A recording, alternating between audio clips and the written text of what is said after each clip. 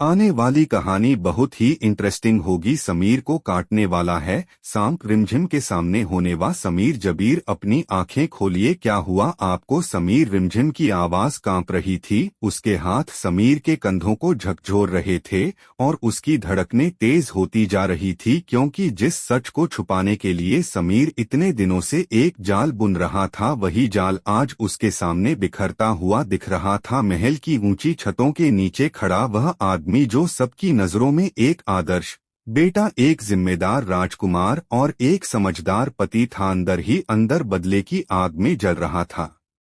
और अब जब वह यह अचानक रिमझिम के सामने बेहोश सा गिर पड़ा, तो जैसे वक्त ने दोनों को वहीं रोक दिया। रिमझिम के मन में हजार सवाल थे। क्या यह सब नाटक था? क्या वह सच में बदल रहा था, या फिर यह भी उसी बड़े प्लान का हिस्सा था जिसके सहारे वह उससे तलाक के पेपर्स पर साइन करवाना चाहता था? कुछ घंटे पहले तक वही समीर था जो मुस्कुराकर उसके गीले नोट्स सुखा रहा था, उसके लिए दवा ला रहा था, उसकी आंखों की चोट पर मरहम लगा रहा था और कह रहा था कि इस महल के हालात ठीक नहीं है, इसलिए उसकी सुरक्षा के लिए गन लाइसेंस के पेपर्स तैयार करवाए हैं। और अब वही आदमी जमीन पर गिरा पड़ा था, जैसे उसके अंदर की सारी साजिशें एक साथ बाहर आ गई हो। रिमझिम के दिमाग में वो पल भी कौंध गया जब उसने चुपके से प्रताप चाचा सा और चंचल चाचा सा की बातें सुनी थी। साइन होते ही रिमझिम इस महल से चली जाएगी, और उसी पल उसका भरोसा टूट गया था। उसने सोचा था समीर भी उन्हीं के साथ मिला हुआ है,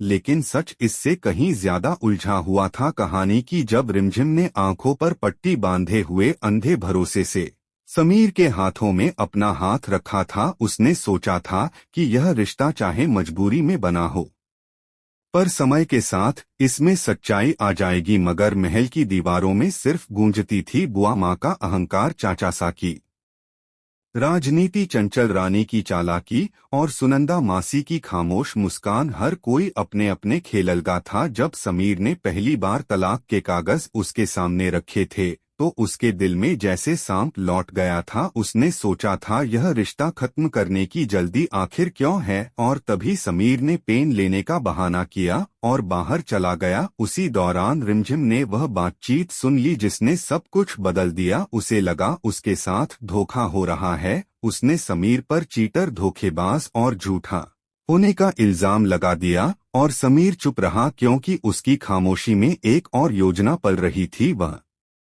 असली तलाक के कागज बदल चुका था और उनकी जगह गन लाइसेंस के पेपर्स रख चुका था, ताकि रिमझिम सुरक्षित रह सके। महल में हालात सच में खराब थे। राजकुमार की जान को खतरा था, दुश्मन रियासत की सीमा पर मंडरा रहे थे, और अंदर ही अंदर परिवार के लोग ही दुश्मन बन बैठे थे। समीर ने अभिक को इंटरनेशनल एक्सचेंज प्रोग्राम के नाम पर दूर भेज दिया ताकि वह इन झगड़ों से बचा रहे। उसने प्रवीण की सुरक्षा के इंतजाम किए, मगर रिमझिम को बिना बताए, क्योंकि वह जानता था अगर उसे सच्चाई पता चली तो वह खुद को खतरे में डाल देगी। उधर दूसरी तरफ प्रेम अपने ससुराल की दहलीज पर खड़ी थी, जहां रस्मों के नाम पर उसका अपमान हो रहा था। सासू माँ के चेहरे पर मुस्कान थी, पर आंखों में नफरत। शीशे से भरी थाली में कदम रखने की रस्म के पीछे छुपी चेतावनी साफ थी। एक विधवा औरत को हम अपनी बहू नहीं मान सकते, और उसी घर में कैमरा ऑन था, सब कुछ रिकॉर्ड हो रहा था जैसे यह कोई तमाशा हो। चंचल रानी हाथ में पिस्तौल लेकर खड़ी थी